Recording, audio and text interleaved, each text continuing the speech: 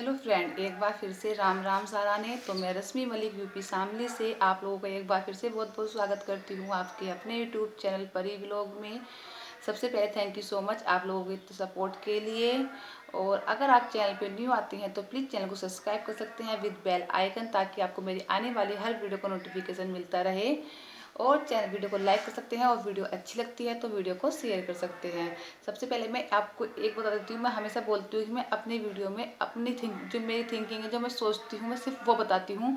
अगर आपको मेरी थिंकिंग से आप सहमत है, जो मैं सोच रही हूँ आप उससे सहमत है, जो बताती हूँ आप उससे सहमत, आप मेरी वीडियो को लाइक कर सकते हैं, चैनल को सब्सक्राइब कर सकते हैं। अगर वीडियो अच्छी लगती है तो आप वीडियो को शेयर कर सकते हैं।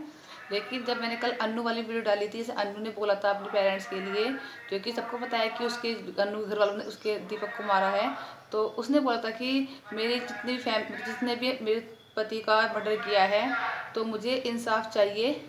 मैं अपने एक सेकंड, बैक वॉइस आ रही है तो पीछे से बैक वॉइस आ रही थी, इससे थोड़ी देर के लिए बंद किया था।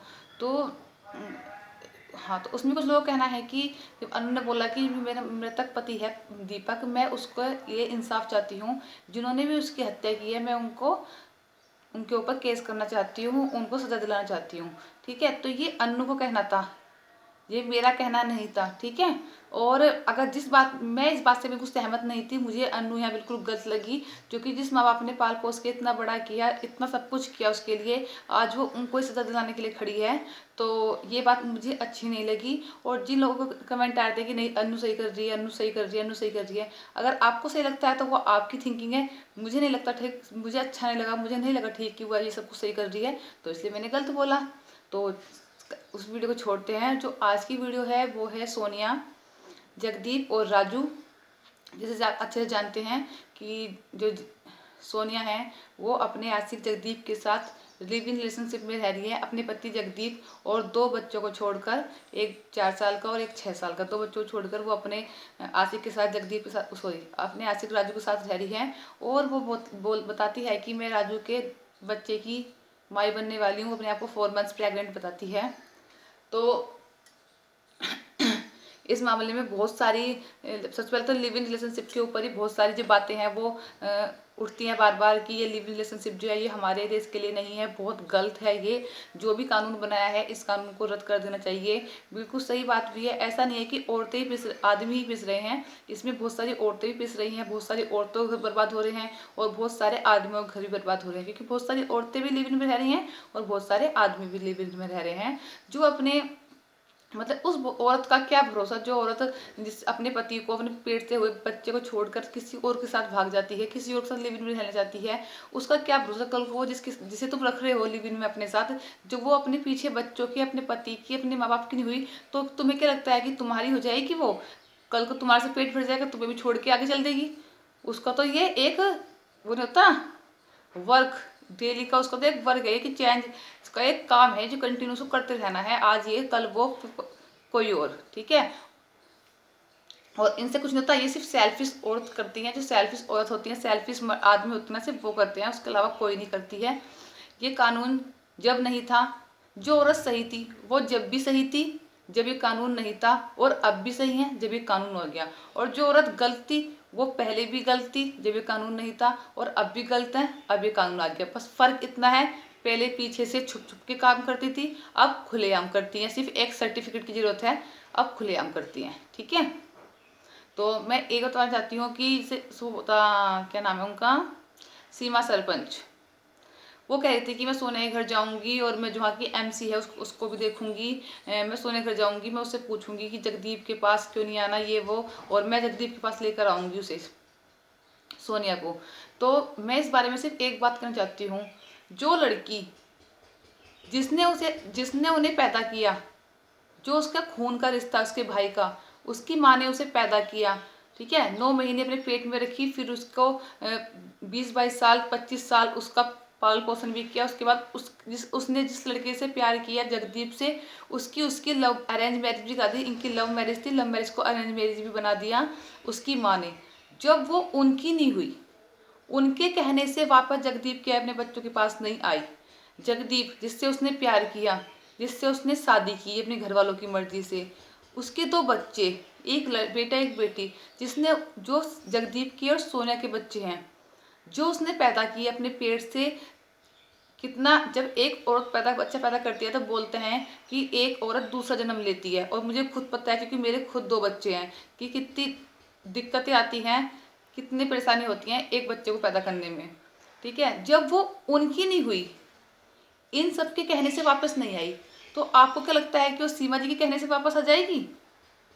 अगर उसमें थोड़ी सी इंसानियत होती, थोड़ा बहुत उसके अंदर अपने बच्चों को लेकर थोड़ा बहुत प्यार होता, अपने हस्बैंड को लेकर अपने घर वालों की कुछ इज्जत होती ना, तो वो ऐसे भागती नहीं। जो इज्जत वाली औरत होती है, इसकी इज्जत होती है, वो चाहे उसका पति कितना ही हराम हो।